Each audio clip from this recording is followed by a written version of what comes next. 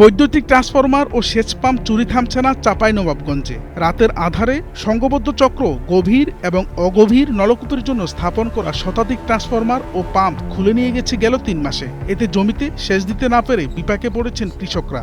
অভিযোগ দিয়েও মিলছে না কোনো সমাধান। আছে তালা ভাঙ্গা মোটর লিলেছে, মোটর লে তখন মোটর পাওয়া যাচ্ছে না, ভুঁইতে শুকিয়েছে।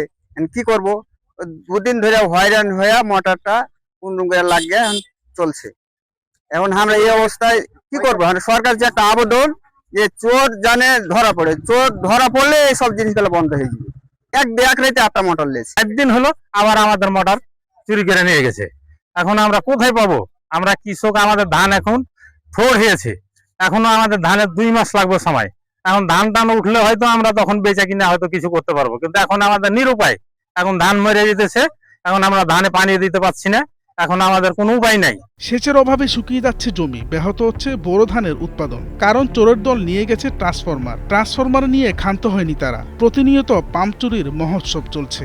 জানা যায় গেল 3 মাসে চাঁপাইনবাবগঞ্জের সদর উপজেলার শাহজাহানপুর ইউনিয়নের বিভিন্ন কৃষি জমি থেকে অন্তত শতাধিক ট্রান্সফরমার ও পাম্প চুরির ঘটনা ঘটেছে। গরিব মানুষ কিভাবে, কৃষক মানুষ কিভাবে চলবো? সরকার সেই আবেদন যে এই পুলিশের বা যে কোনো মাধ্যমে এটা যেন সংশোধন করে দেন। মুগরি বেচে ছাঁচাল পাতা করে সিকবন্দ কনসার্ট নিয়েছে, কারণ নিয়েছি ইয়ার সহিলাও আর সহিলাও খসি নেচে নিচ্ছে, মোটর খসি নেচে নিচ্ছে।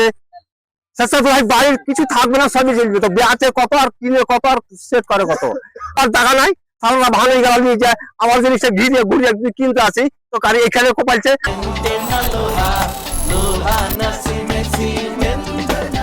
কৃষকদের অভিযোগ, বারবার চুরির ঘটনা ঘটলেও পর্যাপ্ত নিরাপত্তার ব্যবস্থা নেই। এমনকি পল্লী বিদ্যুৎ ও থানায় অভিযোগ দিয়েও কোনো প্রতিকার মিলছে না। চুরি ঠেকাতে পাহারা দিয়েও নিয়ন্ত্রণ করা যাচ্ছে না চোর চক্রকে। নিরাপত্তার সহিত যেন ফসল চাষাবাদ করতে পারে। ঠিক আছে, শাহজাহানপুর ইউনিয়ন থেকে যেগুলো সদরে মানে যাচ্ছে, রাত্রে বেলায় গাড়িগুলো যেগুলো যাচ্ছে, এই গাড়িগুলো যেন এই বিজিবি যেগুলো আছে চেকপোস্টে, তারা যেন প্রত্যেকটা গাড়ি যেন রাত্রে বেলায় চেক করে। তাহলে আমরা হয়তো ওদের মাধ্যমে একটা কিছু জানতে পারবো, বা গাড়িগুলো ধরা পড়বে কারা নিয়ে যাচ্ছে এগুলো সদরে। এগুলো তার ইউনিয়নের মধ্যেই সীমাবদ্ধ না, এগুলো অবশ্যই শহরের মধ্যে যাচ্ছে। এগুলো চোর সিন্ডিকেট ধরে যেন আইনের আওতায় নিয়ে আসে, এই জোরালো দাবি জানাচ্ছি। পল্লী বিদ্যুতের যে সমস্যা, ট্রান্সমিটার হারিয়েছে, ট্রান্সমিটার আবার কি করতে যায়, এই অফিসে যাও, অমুক অফিসে যাও, খালি টাকা ছাড়া কোনো কাজ হচ্ছে না আমাদের। এটা সরকারের কাছে আমাদের আকুল আবেদন, যেন এই কৃষকদের দিকে একটু দেখে। কৃষককে মারি শেষ করে দিচ্ছে, কৃষক কি কোনো জায়গাতে আরাম নেই। চাল তো আগে পাইতো, কিন্তু এবার তো যুদ্ধের ব্যাপারে চালটা পাওয়া যায় না, সাহারও সংকট হয়ে গেছে। ধরেন সেচ পাম্প চুরির বিষয়টি স্বীকার করে উদ্বেগ প্রকাশ করে বিকল্প ব্যবস্থা নেওয়ার আশ্বাস দিলেন কৃষি কর্মকর্তা। এই সেচ পাম্প চুরি হওয়ার কারণে আমাদের কৃষকরা বেশভাবে ক্ষতিগ্রস্ত হচ্ছে। কারণ সেচ যদি দিতে না পারে তাহলে ধানগুলো নষ্ট হয়ে যাবে। যে এইখানে আবার নতুন কোনো পাতকুয়া বা এই জাতীয় কিছু করে দেওয়া যায় কিনা, এই বিষয়গুলো আসলে বরেন্দ্র উদ্যোগ দেখে, যদিও তারা বরেন্দ্র এলাকায় দেখে। আর এটা আমরা প্রশাসনের সাথে কথা বলবো আর কি, এটা আমাদের একার ইয়া না। আর সোলার যদি কোনো ইয়া করা যায়, সেই বিষয়গুলো আমরা দেখার চেষ্টা করব। চুরি প্রতিরোধে নিয়মিত সচেতনতার কথা জানিয়ে নিজ দফতরের কেউ জড়িত থাকলে কঠোর ব্যবস্থা নেওয়ার কথা জানান পল্লী বিদ্যুৎ কর্তৃপক্ষ। এটা তো কোনো অবস্থাতে প্রমাণিত না, প্রমাণ ছাড়া কোনো কথা বলা তো এটা ঠিক না। এবং আমি যেটা বলবো, এই ধরনের সংশ্লিষ্টতা শুধু এখানে না, অন্য কোথাও আমরা এরকম কখনো পাই নাই। যদি আমাদের কারো কোনো ধরনের সংশ্লিষ্টতা পাওয়া যায়, অবশ্যই দাপ্তরিক নিয়ম অনুযায়ী তার বিরুদ্ধে ব্যবস্থা নেওয়া হবে।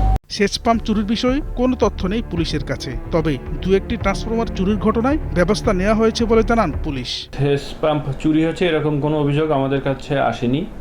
যদি এরকম কোনো অভিযোগ আসে, আমরা সেটি তদন্তপূর্বক ব্যবস্থা গ্রহণ করব, বা যদি ভুক্তভোগী কেউ মামলা করতে চায়, আমরা মামলা নিয়ে আমরা তদন্ত করে আইনানুগ ব্যবস্থা গ্রহণ করব। আর ট্রান্সফরমারের বিষয় যেটি বললেন, যে ট্রান্সফরমার মাঝে মাঝে 2-1টি যেটি চুরি হয়েছে, আমাদের উদ্ধার আছে, মামলা আছে, আসামি গ্রেপ্তার আছে।